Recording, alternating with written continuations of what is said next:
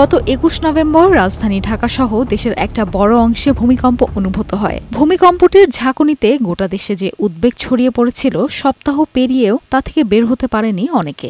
এছাড়া এক সপ্তাহের মধ্যে আরও ৬ বার কম্পন অনুভূত হওয়ায় দেশে একরকম আতঙ্ক ছড়িয়ে পড়ে।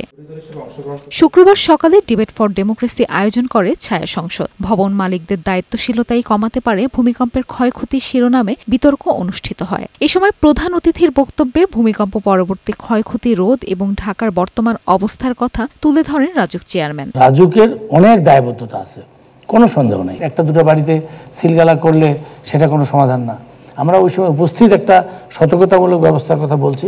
এখন আমরা পরিকল্পিতভাবে পুরাতন ঢাকাই হলো আমাদের এখন মূল টার্গেট ইমিডিয়েটলি, যেহেতু এটা একটু বেশি ঝুঁকিপূর্ণ অবস্থায় আছে। দুর্নীতির বিরুদ্ধে জিরো টলারেন্স জানিয়ে রাজুক চেয়ারম্যান বলেন, হাউজিং কোম্পানিগুলো কৃষি জমিতে ভবন তৈরি করছে। জনবল সংকট ও দুর্নীতির কারণে বাড়িঘর তৈরিতে নীতিমালা বাস্তবায়ন হচ্ছে না বলেও স্বীকার করেন তিনি। আমি যদি একটা ডেভেলপারকে বা একটা হাউজিং কোম্পানিকে যদি আমি একটা অনুমোদন দেই, সেখানে তার কতটুকু জায়গার জন্য স্কুল থাকবে, মসজিদ থাকবে, পার্ক থাকবে, খোলা জায়গা থাকবে, জলাশয় থাকবে, সব কিন্তু নীতিমালায় আছে।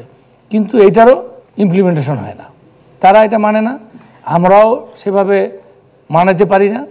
লোকবলের কারণে বলি, দুর্নীতির কারণে বলি, এটা আমরা মানাতে পারি না। সকল সেবা সংস্থাগুলো এক কর্তৃপক্ষের আওতায় না থাকায় সেবা ব্যাহত হচ্ছে বলেও জানান রাজুক চেয়ারম্যান।